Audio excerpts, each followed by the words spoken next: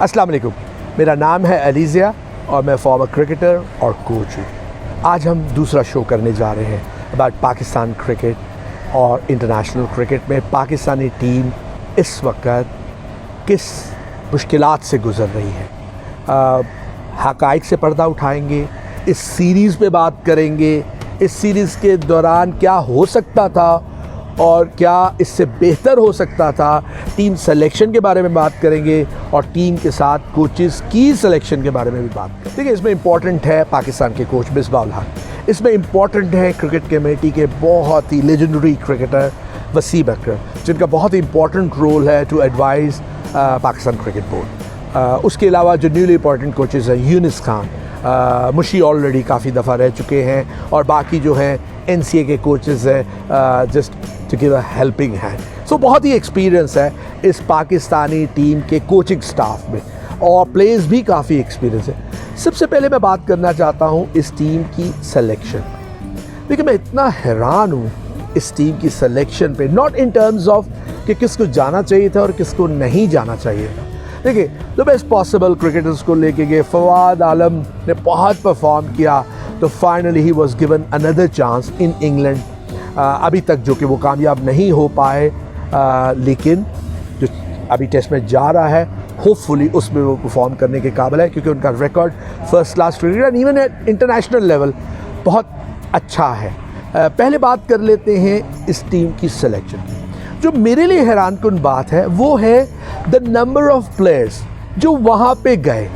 एक तरफ आप कट्स डाल रहे हैं on development of Pakistan cricket, दूसरी तरफ आप 2 महीनों के लिए प्लेयर्स को लेके जा रहे हैं, उन प्लेयर्स को, अबाउट 10-12 प्लेयर्स को, जिन्होंने सिर्फ 5 दिन की क्रिकेट, इनफैक्ट प्रैक्टिकली सिर्फ 3 दिन की क्रिकेट, और वो भी T20 क्रिकेट खेलनी है।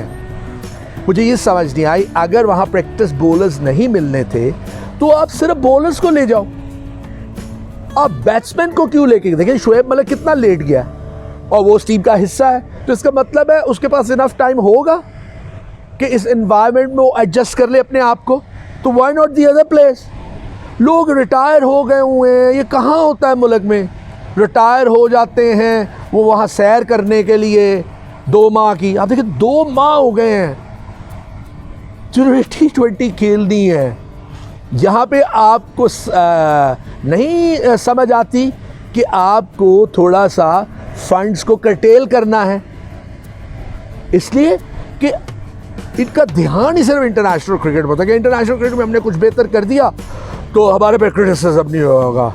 डोमेस्टिक क्रिकेट या जो लोकल क्रिकेट है उसको साइडलाइन करो, देखी जाएगी। बट इन्हें अंदाज़ा होना चाहिए कि ये इंटरनेशनल क्रिकेटर जब आप सेलेक्ट करते हैं वो उसी क्रिकेट में खेल के सिलेक्ट होते हैं। और दूसरी हैरानकुन बात ये होती है कि मैं हर कोच से एक ही बात सुनता हूँ, वेदर वो फॉरेनर हो या पाकिस्तानी हो, कि जब आप उनको सेलेक्ट करते हैं भाई तो वो अच्छे होते हैं तो आप उन्हें सेलेक्ट करते हैं ना, वहाँ जाके वो एकदम ख़राब कैसे हो जाते हैं?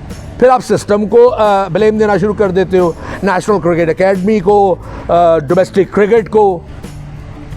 जब वो आता है, take an example of Naseem Shah, Shahanshah Afridi, Babar Azam, Imamul Haq, Shan Masood, ये सारे स्ट्रेट वे जाके इंटरनेशनल क्रिकेट में तो डेवलप नहीं हुए। आबिद अली,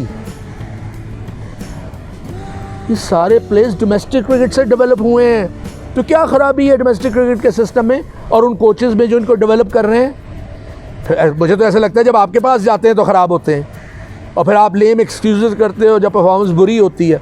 क्योंकि अब तक तो आप देख लें, 2 टॉप क्लास सीरीज़ हो रही है, 1 अगेंस्ट ऑस्ट्रेलिया हुई है, द अदर अगेंस्ट इंग्लैंड हो रही है, बोथ में कंप्लीट फेलियर।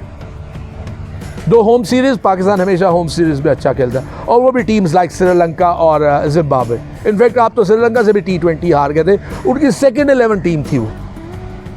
मैं ये क्रिटिसाइज़ नहीं कर रहा कि कोचिंग स्टाफ में एबिलिटी नहीं है, मैं ये कह रहा हूँ कि आप जब इंटरनेशनल क्रिकेट को बहुत ज़्यादा अहमियत देते हो तो उससे ज़्यादा अहमियत आपको अपनी डोमेस्टिक क्रिकेट को देनी पड़ेगी, जहाँ से वो प्लेयर डेवलप होके इंटरनेशनल क्रिकेट खेलते हैं। उनके मैचेस, टूर्नामेंट्स, एनवायरनमेंट, इंफ्रास्ट्रक्चर, इन सब को बेहतर करोगे तो क्वालिटी बेहतर होगी। क्वांटिटी कम करने से क्वालिटी ऊपर नहीं जाती। क्वालिटी एनवायरनमेंट, इंफ्रास्ट्रक्चर और पूरा माहौल टीम का और क्लोज टू इंटरनेशनल क्रिकेट, तो तब इंटरनेशनल लेवल पर पाकिस्तान की टीम इंटरनेशनल टूर्स में भी अच्छा परफॉर्म करने के काबिल है। अब बात कर लेते हैं पहले क्रिकेट की और फिर अटैच्ड कोचेस की। कमाल की बात यह है कि अभी रिसेंटली पाकिस्तानी मैनेजमेंट ने कंप्लेंट की है कि जी वसीम अकरम उन्हें क्रिटिसाइज़ करे। Wasim Akram legendary cricketer, outstanding fast bowler, one of the best in the world मेरे ख्याल में। वो अगर तमाम एडवाइजर्स में शामिल है टू पाकिस्तान क्रिकेट बोर्ड और अगर वो क्रिटिसाइज कर रहे हैं तो इसका मतलब है कुछ तो गलत हो रहा है इन दैट ड्रेसिंग रूम और उसके माहौल में। क्योंकि सो फार पाकिस्तान के जो पूरे टूर में पाकिस्तान ने कुछ sessions of the first test match जीते।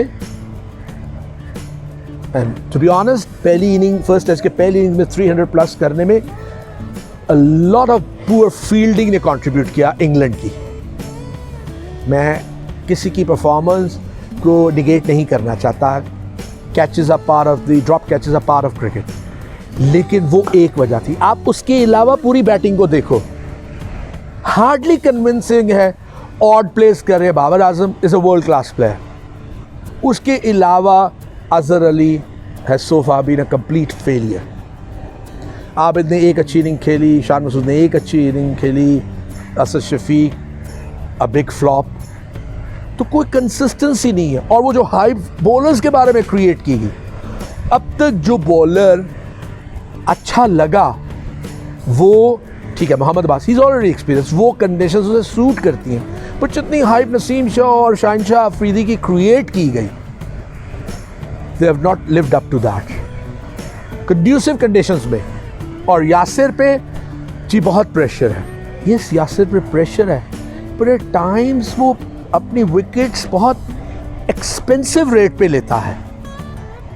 द रीज़न इज़ वन कि उसके पास इतनी वेरिएशन नहीं है। आई एम सरप्राइज्ड, इसी कोचिंग स्टाफ के साथ and a previous coaching staff के साथ शादाब को इतनी देर हो गई है with PCL franchise, foreign coaches, Pakistan coaches, foreign coaches. जब वो आया तो एक अच्छे बॉलर के तौर पे उसको सिलेक्ट किया गया फॉर PSL। ऑब्वियसली वो अच्छा था तो PSL में सिलेक्ट हुआ, अच्छा था तो पाकिस्तान में सिलेक्ट हुआ। Where is he gone now in 2-3 years? He is gone down, ऊपर जाने की बजाय। तो ये किसका कसूर है? क्योंकि हर वक्त तो पाकिस्तान टीम के साथ था और हम अपने सिस्टम को ब्लेम देते हैं। तो भाई, get your house in order at the international level. वहाँ पे कुछ खराबी है जो हम इंटरनेशनल लेवल पे जब जाते हैं तो हम एकदम सब कुछ ख़राब हो जाता है हमारा, और फिर ब्लेम हमारे सिस्टम को दे दिया जाता है। 3-4 सेशन, 2-3 सेशन के अलावा Pakistan has been a failure, complete failure of this tour. जबकि 1 माह से प्रैक्टिस कर रहे हैं उन कंडीशंस में, और इतनी हाइप क्रिएट की इंग्लिश मीडिया ने भी about the bowlers. So far they have not bowled, मेरे ख्याल में, a single match winning spell. First test match में from a winning position we lost. We were clueless. And I think one of the reason जो मुझे नज़र आता है, बहुत क्रिटिसाइज हो रहा है अजहर अली ऑन कैप्टेंसी। देखिए, Misbah was always a very defensive mindset and a captain, had a lot of success Pakistan में ख़ास तौर पे, बट सक्सेस साउथ अफ्रीका में भी मिली और इंग्लैंड में भी मिली। सो परहैप्स डिफेंसिव होने के साथ साथ he was a good strategist also. But आप कितना भी कैप्टन को अपनी स्ट्रैटेजी समझा दो, डिलीवर उसने जाके करना है in the middle. And I think Azhar Ali's failure as a captain is because of his failure as a batsman. बहुत ज़्यादा प्रेशर है क्योंकि वो बैटिंग में फेल रहा। This is the only cause जो मुझे नज़र आता है, क्योंकि अजहर अली का भी क्रिकेट एक्सपीरियंस बहुत ज़्यादा है, गेम की समझ है। सो आइदर तो ये बात है, और with to many big names in dressing room, far too many cooks. जो अपने मशवरे दे रहे हैं and may be confusing Azhar Ali and even the players. अब आते हैं जी सिलेक्शन। इम्पॉर्टेंट चीज़ है कि जब आप टीम सेलेक्ट करते हैं तो उसके साथ साथ आप जो मैनेजमेंट सेलेक्ट करते हैं वो उन प्लेयर्स को कितना जानते हैं, उनकी एबिलिटी को, उनकी टेक्निक को, उनके लाइफस्टाइल को, उनके माइंडसेट को। तो आपने ज़्यादातर तो वो कोचेस लिए हैं जिन्होंने इंटरेक्ट बहुत कम किया इन प्लेयर्स के साथ। और फिर अगर आप कोचेस को चौथी या पांचवी दफ़ा लाते हैं तो आइडर तो जब आपने पहले उन्हें निकाला है तो there was something wrong with the system, ठीक है, या आप सम सॉर्ट ऑफ प्रेशर है कि बार बार उन्हें ला रहे हैं। तो मुझे एक ये समझ नहीं आई कि आपने इंटरनेशनल प्लेयर्स डेवलपमेंट के लिए सकलैन मुश्ताक को रखा, ठीक है, तो वो क्यों नहीं टूर पे गया? आजकल तो वो कुछ नहीं कर रहा। And he also has as much experience of English cricket as Mushy. तो क्या खराबी थी? इसलिए कि जी 2 लेग स्पिनर है। ओ भाई, कोच इज़ एन ऑलराउंडर, उसको हर बॉलिंग मैकेनिक्स सबके सिमिलर है, टेक्टिक्स क्वाइट सिमिलर होते हैं, इंटरनेशनल एक्सपीरियंस सकलैन और मुशी का एक जैसा है, काउंटी एक्सपीरियंस इंग्लैंड का भी ऑलमोस्ट एक जैसा है। तो आप क्यों डबल खर्चे कर रहे हो? यहाँ पे एक डेवलप करेगा, वो अपना माइंडसेट बताएगा प्लेयर्स को, वो अपने टैक्टिक्स बताएगा, वो एक चीज़ डेवलप करेगा, and then someone else takes over on a tour. मुझे तो ये समझ नहीं आती। फिर आपने यूनुस खान को लिया on a short term basis, a great player, ठीक है, टेम्परामेंटल था एज अ प्लेयर, बहुत अच्छा लगा on television, no tantrums shown, no excitement, just quietly बैठा है, even in a bad situation आके अप्रिशिएट करता है प्लेयर्स को, which is a good sign of a cricketer. लेकिन मुझे ये समझ नहीं आई कि शॉर्ट टर्म क्यों। अब ये तो शायद यूनुस खान साहब बता सकते हैं या पाकिस्तान क्रिकेट बोर्ड बता सकता है, but why him on short term? The greatest batsman Pakistan has produced in terms of performance, a very discipline cricketer in his life. तो क्या प्रॉब्लम थी उनके भी लॉन्ग टर्म कॉन्ट्रैक्ट देने की, ताकि वो हर चीज़ को प्लान करते और अपनी पूरी इनपुट दें इन टर्म्स ऑफ जो प्लेयर्स गए हैं और जो प्लेयर्स फ्यूचर में वो लाना चाहते हैं।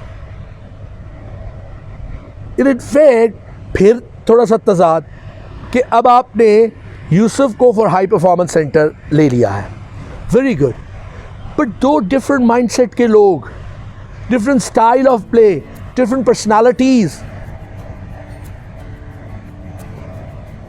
आप यूनुस खान को उस पूरे टाइम में इंगेज करेंगे यहाँ पे, या वो कम्युनिकेशन लेवल होगा, the technical, tactical, mindset, lifestyle जो यहाँ पे असेस करेगा यूसुफ और यूनुस ऑन द टूर, तो वो कंबाइंड स्ट्रैटेजी होगी समझने में प्लेयर्स को। I don't know, time will tell.